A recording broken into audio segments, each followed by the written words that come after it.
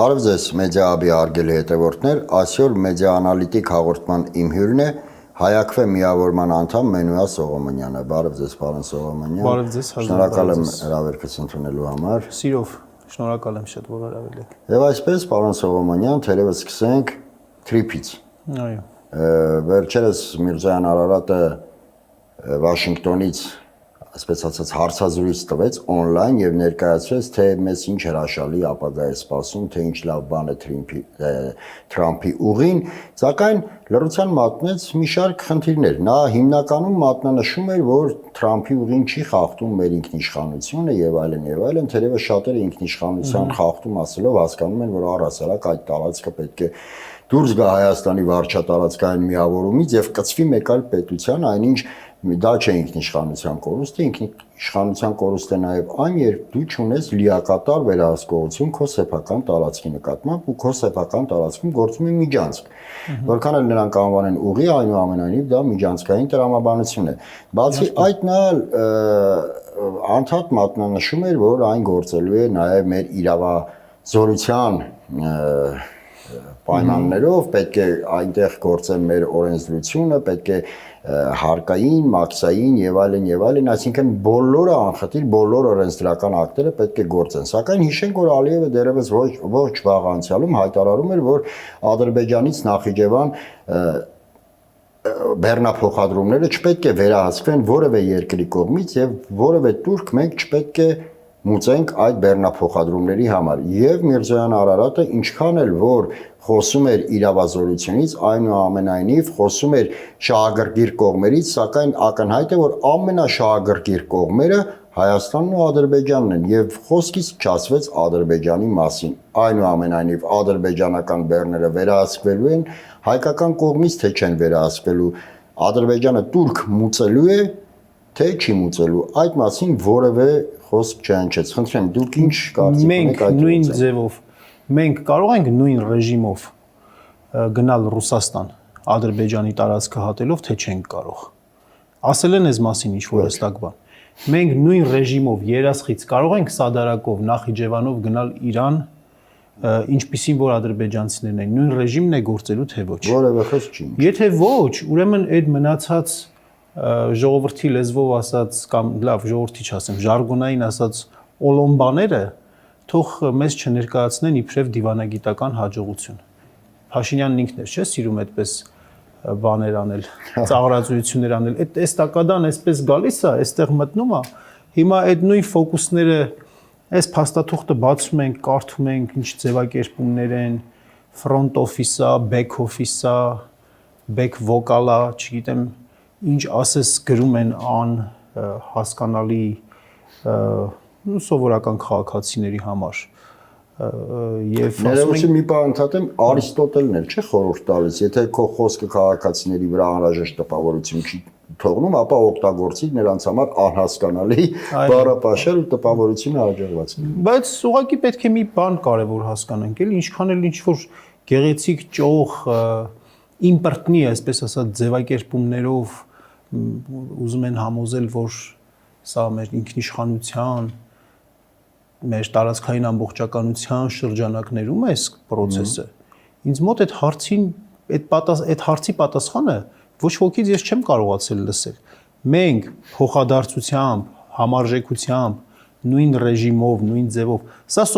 կարող ենք հատել Ադրբեջանի միջոցով անցնել Ռուսաստան, Նախիջևանի միջոցով անցնել Իրան եւ այլն։ Ո՞վ է ապավելու մեր անվտանգությունը։ Սա ամենատրիվիալ հանգամանքներից մեկն է, բացի այդ, որ ուրիշ շատ այլ հանգամանքներ էլ կան։ Ամենակարևոր հարցերից մեկը սա է։ Եթե Հայաստանի ու Ադրբեջանի միջև ինչ-որ միջպետական հարաբերությունների ինտեգրացիոն ինչ-որ նենց վիճակ չկա,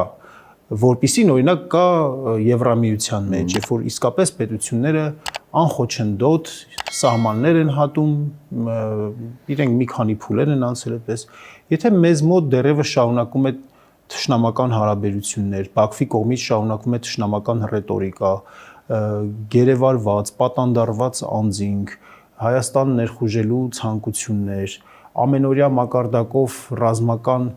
ինքնաթիռների, ռազմական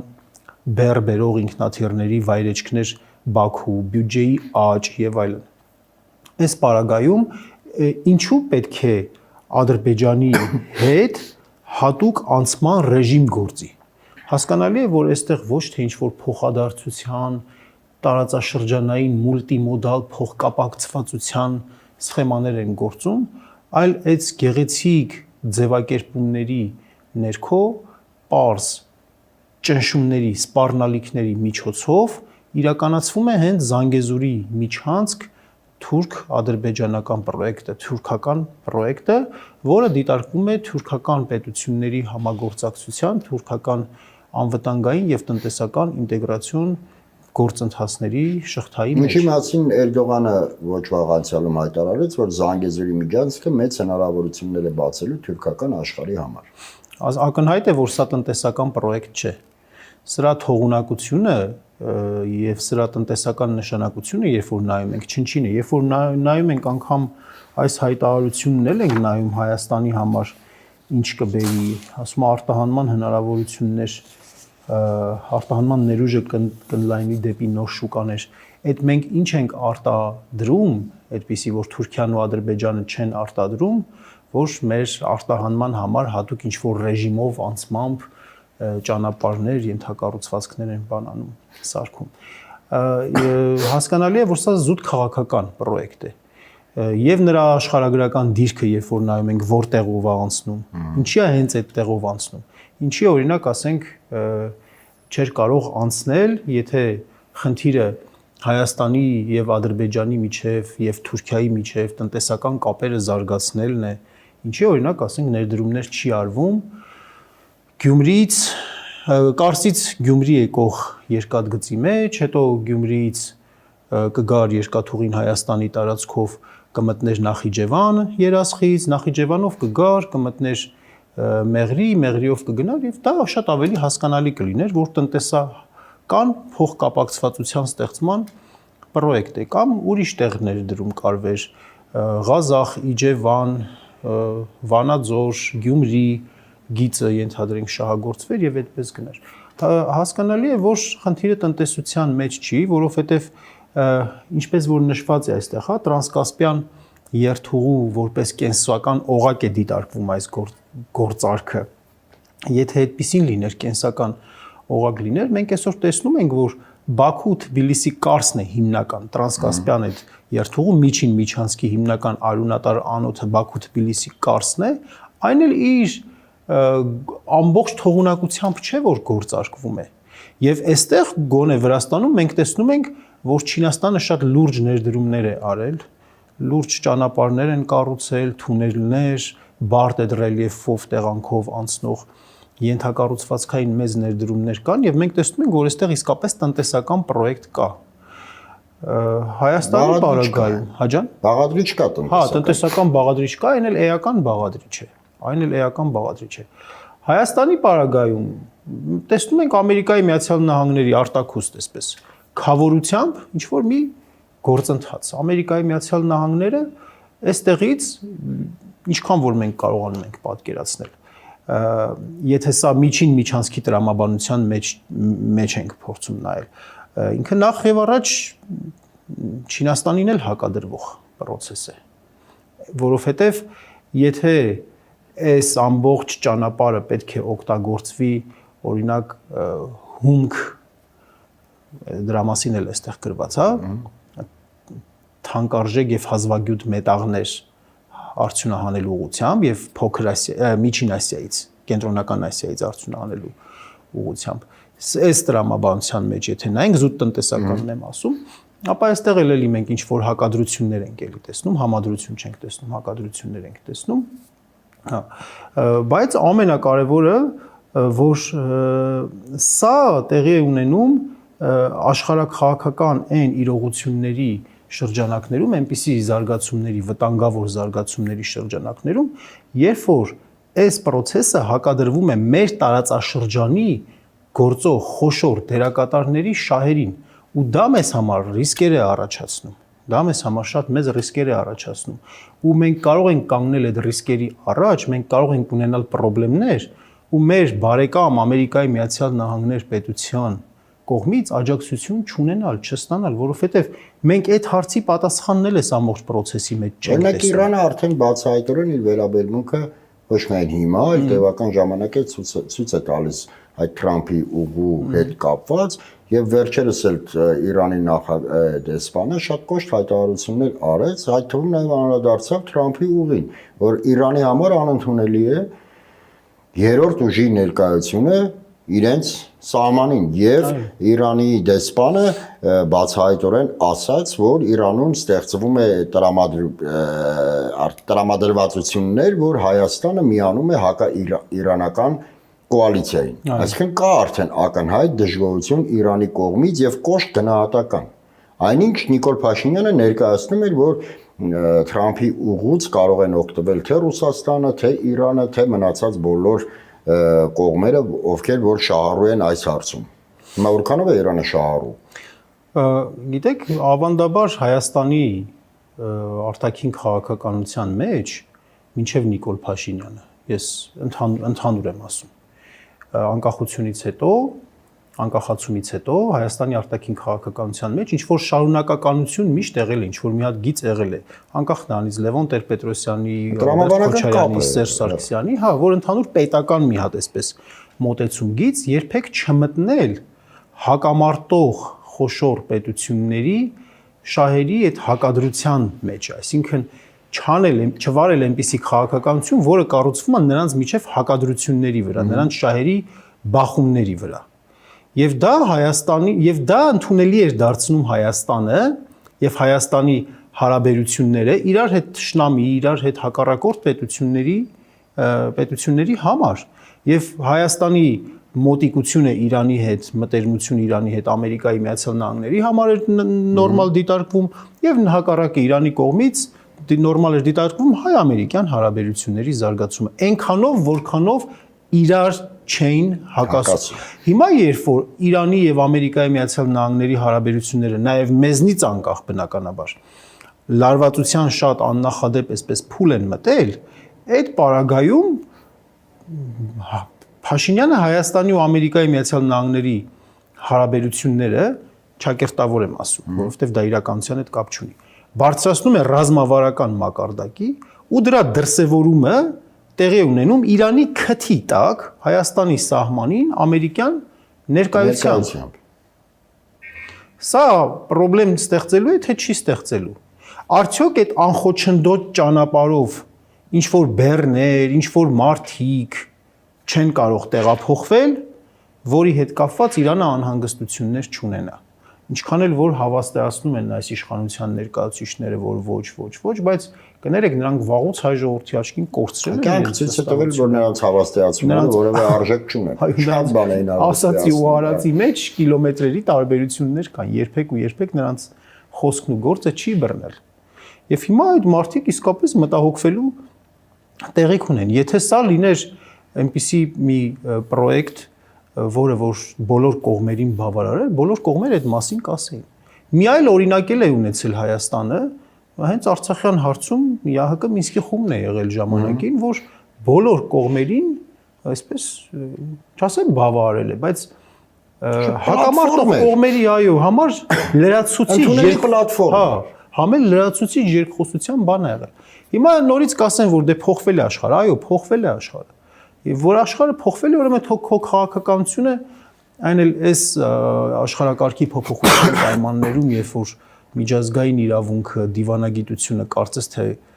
չեմ ասում սպառել են, բայց ահագին կորուստներ են կրել, կորցրել են իրենց նշանակությունը, փոխարենը դաշինքները, ուժը, շանտաժն է առաջին պլան եկել միջազգային քաղաքականության մեջ, պետության քաղաքականությունը պետք է խիստ զգուշավոր լինի։ Եվ ամենակարևոր բանը դու քո հարևանի հետ չպետք է ունենաս վատ հարաբերություն։ Բարեկամ, հեռու բարեկամ եւ մոտիկ հարևան ընտրությունը կատարելիս, ես չեմ ասում կամ նրան ընտրես կամ նրան։ Չանես այնպիսի բաներ, որ առնվազն քո մոտիկ բարեկամի հետ դու ունենաս լուրջ խնդրեմ։ Պարոն Սողոմոնյան, քանի դեռ խոսում ենք արտաքին քաղաքականությունից, եթե առհասարակ Հայաստանը ունի արտաքին քաղաքականություն։ Լավ հարց է, լավ ձևակերպում եք ասում։ Չունի, որովհետև կներեք էլի որ ընդհատեցի, որովհետև շատ լավ բան ասեցիք, որովհետև Հայաստանի արտաքին քաղաքականությունը ներքին քաղաքականություն է։ Այն իմաստով, որ արտաքին քաղաքական դաշտում իրենց արածի ամբողջ իմաստը այն է, որ կոմունիկացնեն ժողովրդի մեջ ասեն, տեսեք, մենք լավ բան ենք անում, մենք խաղաղություն ենք բերում, այո, ընտրություններին, այո։ Կներեք։ Հա, իհարկե, սա 4 հարցազրույց չէ, ավելի շատ համատեղ քննարկում է, եւ պարոն Սողոմոնյան, չեն կարող չանդրադառնանք Ֆիդանի, այսպես ասած, սենսացիոն հայտարարությանը, ես ուզում եմ բառացի այդ հայտարարությունը մեջ բերեմ, ուրեմն 3 Թուրքիայի արտգործնախարար Հական Ֆիդանը հանդես եկավ հայտարարությամբ, որում ասում է. Դուք գիտեք, որ հունիսի սկզբին Հայաստանում ընտրություններ են անցկացվելու։ Սա կարևոր փուլ կլինի, բայց մենք տեսնում ենք, որ պարոն Փաշինյանն այժմ առաջատար է հարցումներով։ Մենք իսկապես աջակցում ենք նրա կառուցողական դերին այս գործընթացում, այս գիծը, այս կամքը պետք է շարունակվի։ Սա թերևս որոշ առումով աննախադեպ երևույթ է, երբ օտար պետության արտգործնախարարը անմիջապես խառնվում է Հայաստանի ներքին գործերին, որովհետև ընտրությունները Հայաստանի ներքին գործերն են եւ բացահայտ աջակցություն է ցուցաբերում տեխնացուներից մեկին։ Եթե ընդունենք, որ Նիկոլ Փաշինյանը ապագայում լինելու է վարչապետի տեխնացու, ինչը վստահաբար լինելու է, Մինչ այս նման բան ես չեմ հիշում, որ տեղի ունեցած լինի, այլ բան է ողջունելը պետության ղեկավարի գործող քաղաքական կուրսը, բայց այլ բան է արդեն ողջունել ընտրությունների ժամանակ նրան որպես տեխնացուի։ Այս իշխանությունները շատ են խոսում ինչ որ հիբրիդային հարձակումների մասին եւ սլաքներն ուղղում դեպի Ռուսաստան թեպետ առանց անունը տալու։ Եվ հիմա կարող ենք եզրակացնել, որ իրականում մենք այո գտնվում ենք հիբրիդային հարձակման տակ, բայց Թուրքիայի կողմից, որովհետև այլ որակում Ֆիդանի հայտարարությանը հնարավոր չէ տալ։ Ինչը ի դեպ, ասեմ, ազգային ժողովում այսօր Ալեն Սիմոնյանը շնորհակալություն հայտնեց Հական Ֆիդանին։ Դե հա, որովհետև տրամաբանությունը այն է, որ օգնեք իրենց թող ընտրվեն, քանի որ Ալեն Սիմոնյանը պետական մարդ չէ, նրա ուշք ու միտքը իրենց իշխանությունը պահպանել եւ բարիքներից օգտվել, գնալ գործողություններ։ Նիկոլ Փաշինյանը այդ թվում մնացած բոլորն էլ ինչի մասին։ Բոլոր, ասենք, մոտիվացիան ամբողջը վերարտադրվելն է։ Հիմա ինչ գնահատական կարող ենք տալ մենք Ֆիդանի այս հայտարարությանը, եթե ոչ միջամտում Հայաստանի ներքին գործեր։ Գնահատական այն է, որ մենք այո վերածվել ենք օբյեկտի, էլի։ Մեր հետ անում են ինչ որ ուզում են, մեզ ուզում են տշում են, ինչպես ուզում են միջամտում են մեր ներքին գործերին։ Եկեք շատ լավ հուշեցիք, եկեք այս սա քննարկենք նաև Սալավյովի հայտարարության հետ համատեղ, էլի, այսպես համադրելով, էլի, որ հանկարծ են մեր քաղաքացիների մոտ այնպիսի տպավորություն չստեղծվի, չասեն, բա ինչի Սալավյովի ասածին չեն կանդրադառնում, Ֆիդանի ասածին են կանդրադառնում, թեև քաշային կատեգորիաներով եւ նշանակություններով տարբեր մարդիկ են, կներեք, Լավրովը չի այդ հայտարարությունը արել, այլ արելա Սալավյովը։ Որոշում կարող ենք ասել, հա, իհարկե, դե կարող ենք ասել, որ Կրեմլի միկրոֆոն բարձրախոսներից մեկն է եւ այլն եւ ինչ որտեղ կարող է տրամադրություններ արտահայտել, այո, արտահայտում է տրամադրություններ Մոսկվայի տարբեր բաշնյաներից առնվազն, հա, արտահայտում է տրամաբանությունը եւ եկեք մինչեւ Ֆիդանը մի հատ Սալավյովի այդ գնահատականը տանք, իսկապես անթույլատրելի հայտարարություն է արել, խիստ դատապարտելի հայտարարություն է արել, հիշեցնենք, որ խոսքը գնում էր այն մասին, որ եթե Ամերիկայի Միացյալ Նահանգները իր ազդեցության զոնայում, արևմտյան կիսագնդում կարողանում է ռազմական գործողությունների միջոցով հաստատել կամ վերահաստատել իր գերիշխանությունը այդ զոնաներում, ապա ինչու Ռուսաստանը իր մերձավոր արտասահմանում, այսպես ասած, հա, կենտրոնական Ասիա, հարավային Կովկաս, դե բնականաբար մեզ էլ է վերաբերում, ինչու չի կարող հատուկ ռազմական գործողությունների միջոցով անել այդպիսի իր ազդեցությունը հաստատել կամ վերահաստատել։ Սա իհարկե հայ-ռուսական բարեկամական հարաբերությունների տեսանկյունից հաշվի առնելով այդ մարդու պաշտոնը խայտառակություն է, դատապարտելի խայտառակություն է։ Բայց մի հարց պետք է էլի մեզ հետաքրքրի անկեղծ ասած։ Արդյոք մենք այս հայտարարության այդ բառակազմի վրա պետք է ամենաշատը ֆիքսվենք, ասենք, այ քանի որ այսպիսի հայտարարություն արեց, մենք իրեն դատապարտենք, ինչ ասես ասենք, հիրավի էլի, իրավացի կերպով։ Թեկուզ հայհոյենք էլ ու դրանից արդյոք փոխվելու է այն վտանգը, որ կախված է մեր գլխին։ Ուկրաինայի ժողովրդի հազարավոր, 100,000-ավոր կամ միլիոնավոր գուցե ներկայացուցիչներ էլ այս ամբողջ տարիների ընթացքում շատ ավելի կոշտ ձևակերպումներ գուցե տալիս էին Ռուսաստանի պաշտոնյաների, Պուտինի հասցեին կամ Մեդվեդևի հասցեին կամ մյուսների հասցեին։ Դրանից ուկրաինացի ժողովրդի տառապանքի փոփոխություն տեղի ունեցել է, թե տեղի չի ունեցել։ Հետևաբար էմոցիոնալ հանգամանքը ու քանի որ այդպես բան կա, էլի սլաբոյա դրված, հա, ընդդիմադիր գործիչների առաջ բախի չեք դատապարտում Սալավյովին։ Դատապարտում ենք ենթադրենք, ասենք թքեմ իրա երեսին։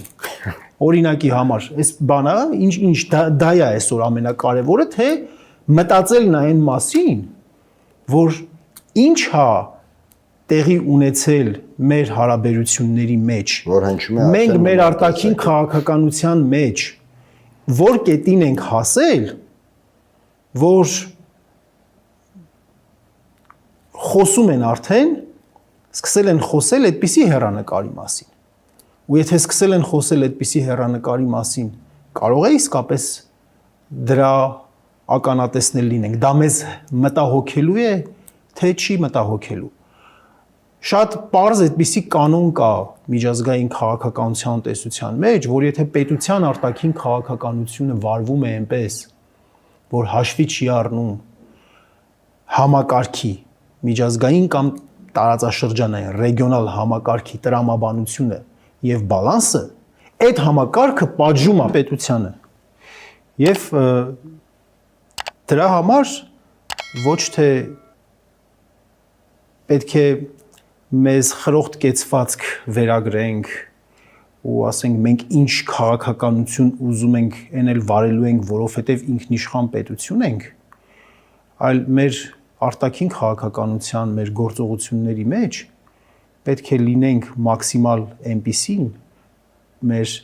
հարևանների, բարեկամների շահերը այնպես հաշվի առնենք, որ արդյունքում պատիժներ չկրենք։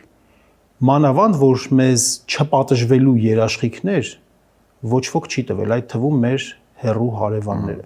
Իսկ հիմա գալով Ֆիդանի արտահայտությանը, եթե ինչ-որ մի ընդդիմադիր գործիչ կամ ոչ ընդդիմադիր իշխանական թեկուզելներ կամ գրպանային գործիչ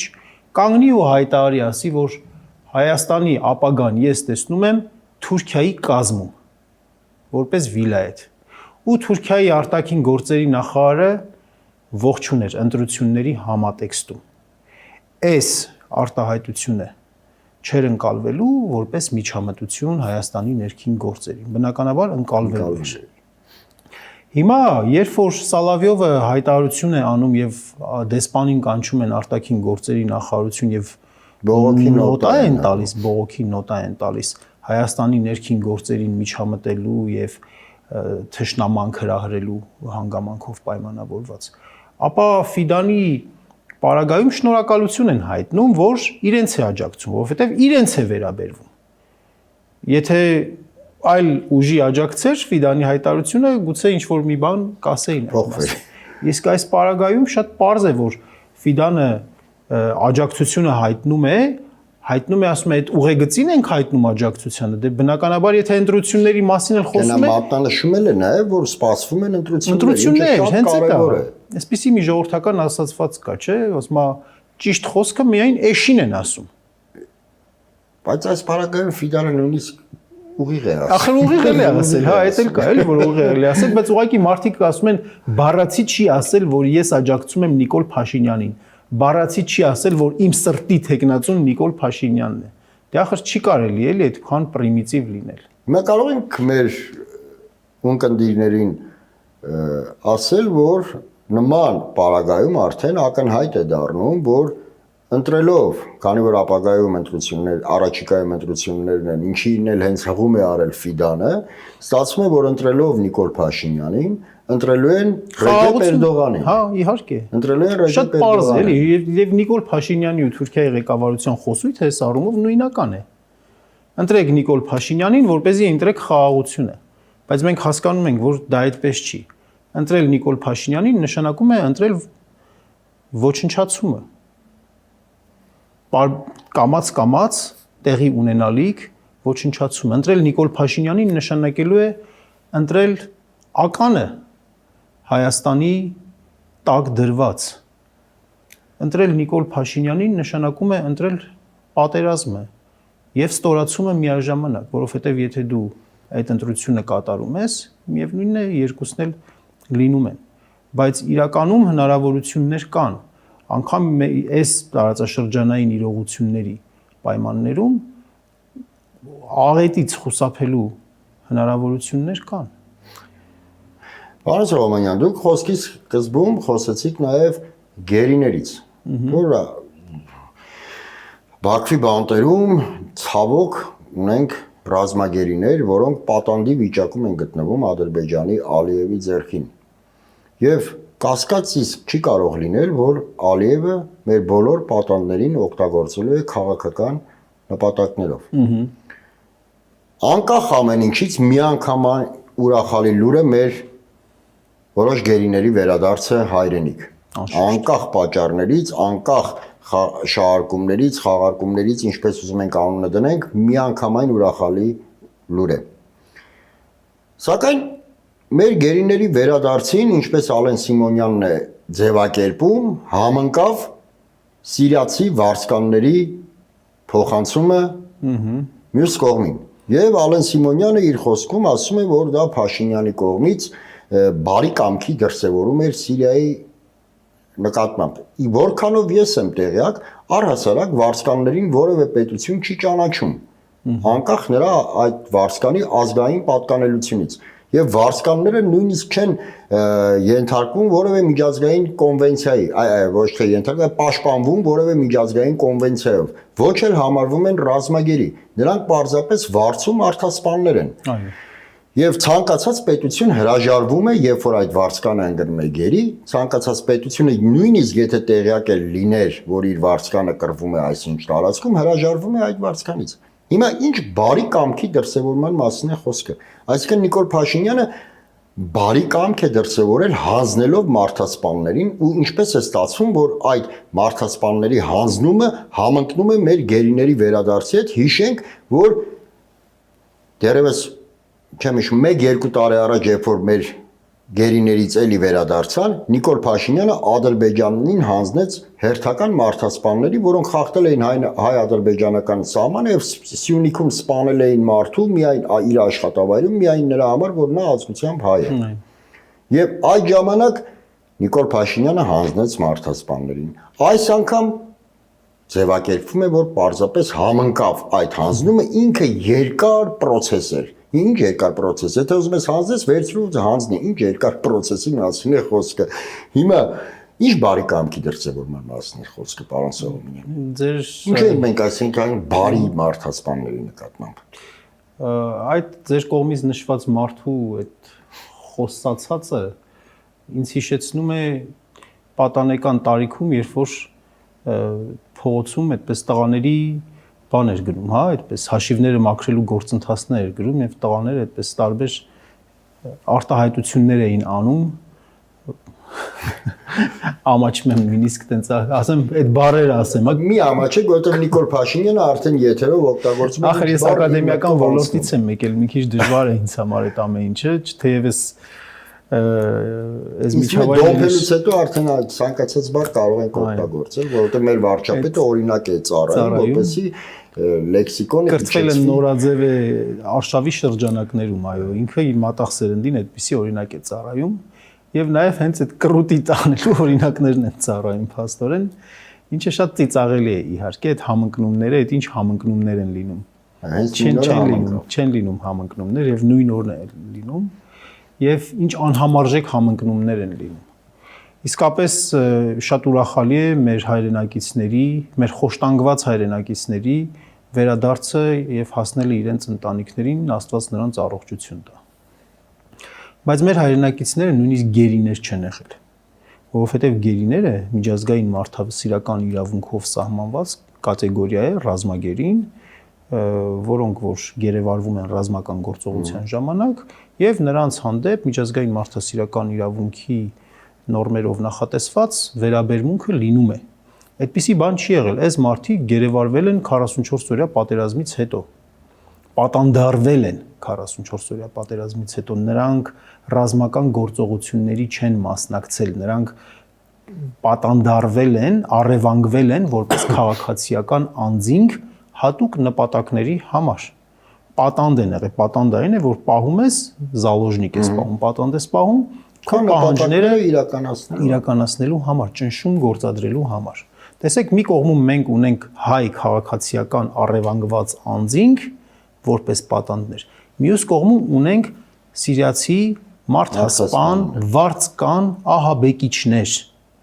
որոնք որ գերեվարվել են հենց ռազմական գործողությունների ժամանակ։ Եվ այս երկու անհամարժեք փոխանակումը, այսպես ասած, տեղի է ունեցել, անհամարժեք ոչ թե մարդկանց կյանքի իմաստով, այլ երևույթի բնականաբար իմաստով։ Նիկոլ Փաշինյանը դրեց նույն նժարի վրա եւ ներկայացնում է որպես դիվանագիտական հաջողություն միտեղ 2, միտեղ 4, հա, դա հաջողություն չէ։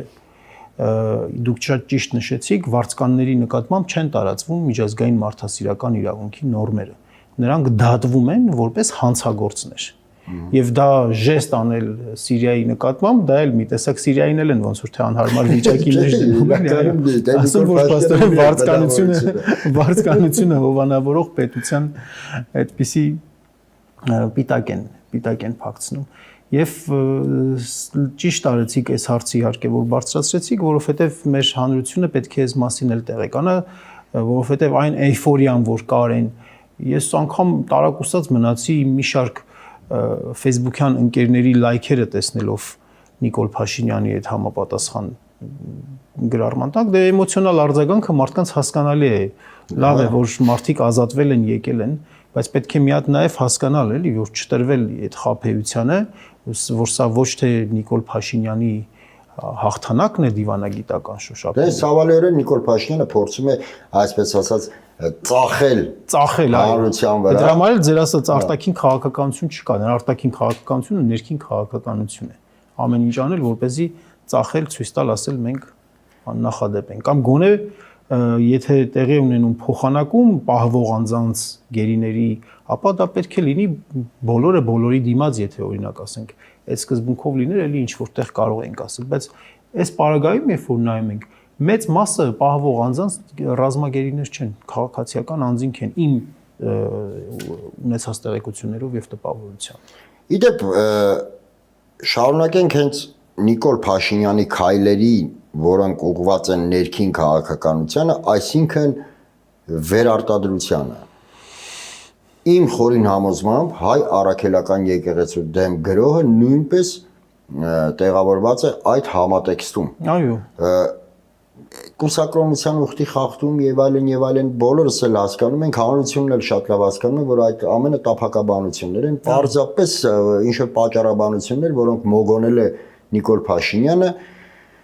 միակ նպատակը ընտրություններն է, քանի որ հանձինս հայ առաքելական եկեղեցու նա տեսնում է խոչընդոտ իր վերընտրման հետ կապված։ Սակայն պարոն Սողոմոնյան, ցավալիորեն եկեք փաստենք մի բան, որ որքան էլ նրան չի հաջողվում ու կարծում եմ չի հաջողվի վեհապարին հեռացնել,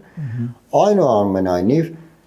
մի փոքր հաջողություն նա արձանագրել է եկեղեցին տրոհելու, մասնատելու գործում։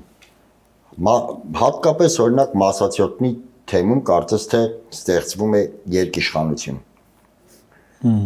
Մի կողմից, երբ որ Նիկոլ Փաշինյանը չի ընդունում կաթողիկոսի կողմից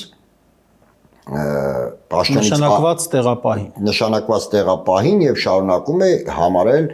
թեմի առաջնորդ նրան, ով միացել է, ով կոչվում է արդեն Տիրադավ։ Հիմա այս գործընթացը որքան խորանա, որքան Նիկոլ Փաշինյանին նստես կհաջողվի մասնատել մեր եկեղեցին, հատկապես որ մամուլում արդեն կան տեղեկություններ, որ Նիկոլ Փաշինյանը փորձում է ստեղծել կրոնական նոր կառույց։ 100 տարի առաջ եւս կրոնական նոր կառույց էր այդպեսի ստեղծվել Հայաստանյան Առաքելական Սուրբ Եկեղեցուն դեմ կառույց, ազատ եկեղեցական եղբայրություն, այո, կամ նոր եկեղեցի։ Լրիվ նույն մեթոդաբանությունն է, լրիվ նույն ձեռագիրն է, այնտեղ էլ կային իհարկե եւ բարձրաստիճան հոգեվորականներ եւ քահանաներ էլ կային։ բայց կյանքը ցույց տվեց, որ չի աշխատում։ Ժողովուրդը չի աջակցում։ Այս գործընթացին չի աջակցում։ Բանակի հետ միասին Հայաստանյան Ծառայքելական Սուրբ Եկեղեցին ժողովրդի շրջանում առավել բարձր վստահություն ունեցող կառույցներ են։ Եվ ինչքան էլ Փաշինյանը փորձի գցել եկեղեցու հեղինակությունը սուտ բաներ ասել, որ հարյուրավոր իբրև թե հարյուրավոր եկեղեցիներում պատարակները անցնում են դատարկ։ Պատկերացնում եք, օրը ցերեկով սուտ է խոսում մարդը։ Հարյուրավոր կարող է 1, 2, 3, 4 եկեղեցիներում սակավամարդ լինի, բայց այդպես չի, գիտեք, մենք էլ ենք չէ գնում եկեղեցի։ Մենք ենք գնում։ Մենք ենք գնում եկեղեցի։ Իդեպ նախ հայր Ռուբենին էլ իհարկե ողջունեմ եւ մաղթեմ հաջող ընթացք իր նվիրական գործունեության մեջ, մեր լավագույն հոգեվորականներից մեկն է Մասյացոտնի թեմի առաջնորդական տեղապահ հայր Ռուբենը։ Այո, արհեստական փուչիկ փչված օրակարգ է սա եւ չի ունենալու հաջողություններ։ Թեև խոսում են այս մասին, դե որովհետեւ քարոզչա մեքենան իրենց ձեռքին է գտնվում, որ ասում եք հաջողություն արձանագրելու համար, շանտաժի միջոցով հաջողություն արձանագրելու համար, իր կողմը քաշելու համար, ամբողջ ուժային համակարգը իր ձեռքն է գտնվում, իր հլու հպատակ վիճակն է, մարդկանց սանհանգույցնել են, ասենք, կարող են մտնել եւ նկարել եւ կոմպրոմատներ մատուցել, այս պարագայում մարդկանց նկատմամբ ճնշումներ գործադրելով բերել իրեն հպատակեցնելը որ մեծ հաջողություն չի էլի, եկեք ասենք, եկեք ընդունենք։ Չէ, դրա համար եթե նա կարողանար այնուամենայնիվ ոնց որ թե հաջողությունը այն դեպքում է լինում, երբ որ ժողովուրդը դրան տալիս է իր համաձայնությունը, երբ որ այդ գործընթացը ժողովրդի սրտի եւ գլխի մեջ իր տեղը գտնում է։ Այս գործընթացը իր տեղը չի գտել։ Մենք տեսնում ենք բազմաթիվ դրվագների կապակցությամբ այդ ուխտերտ կոչվածը, որ Սուրբ Գրիգոր Լուսավորիչ եկեղեցուց ձևակերպման պուխտաերթը, ԿՊԱ-ական պատգամավորներից ոմանց ձևակերպման պուխտաերթ։ Ես չեմ ասում, ես բան չեմ ասում։ Մասնակիցների թվաքանակը, էներգետիկան, արձագանքները ցույց են տալիս, որ այս process-ը աջակցություն չունի ժողովրդի շրջանում։ Ավելի շատ սա երկու իմ կարծիքով, երկու հիշատակի արժանի հանգամանք կա այստեղ։ Առաջինը, որ սա պատվեր է, հերթական պատվերն է իրականացնելու հայ ժողովրդի դեմ թուրք-ադրբեջանական տանդեմի կողմից խրախուսվող կապված այն բանի հետ, որ Արցախի հարցի արծարծող կառույցին պետք է լռեցնել եւ միևնույն ժամանակ իսկ ներքաղաքական առումով պետք է մի անտագոնիստ, պետք է մի հակառակորդ, որի դեմ ուղղորդվի բացասական էներգիան, որովհետեւ իր գործերը թողած, ժողովրդի անվտանգությունը ապահովելու գործը թողած, ասենք ռազմական բյուջեն է կրճատում, ամբողջ աշխարհը խառնվել է իրար, հա? Սոցիալական հարցերը լուծելու փոխարեն ժողովուրդը թոշակառուները ավելի վատ են ապրում, քան իր իշխանության եկած ժամանակ, այն ժամանակ միջին թոշակը 40,000 էր, հիմա 49,000 է, բայց ապրանքների գները շատ ավելի շատ են բարձրացել։ Առողջապահության հարցերը լուծելու փոխարեն, այն ինչի համար, որ ինքը պատասխանատու է, այդ գործերը չի անում, խոսում է այնպիսի բաների մասին, կուսակրոնության ուխտի մասին է խոսում, չգիտեմ ինչի մասն եմ խոսում, ինչն է օրակարգ դարձնում, որպեսզի մարդիկ պարզապես մոռանան իրենց հացի խնդիրը։ Զվարճություն, եթե հացը չես կարողանում ապահովել, զվարճություններով ապահովի։ Շատ այդպես դասական հին հռոմեական անում է բավականին տգետ քայլերով, որովհետև փորձելով մոռացության մատնել մարդկանց հացի խնդիրը, նա իր նախարարներին, փոխնախարարներին պարգևատրեց 7-ից 9 միլիոն դրամով, երբևէ նման գումարների պարգևատրումը Հայաստանում կարծում եմ չէր եղել։ Դե ինչ պարոն Սողոմոնյան, շնորհակալ եմ նման հետաքրքիր զրույցի համար։ Հարգելի հետևորդներ, հիշեցնեմ, որ զրուցում էի Հայաքվե միավորման անդամ Մենուա Սողոմոնյանի հետ։ Այսօր այսքանը, շնորհակալ եմ, կհանդիպենք։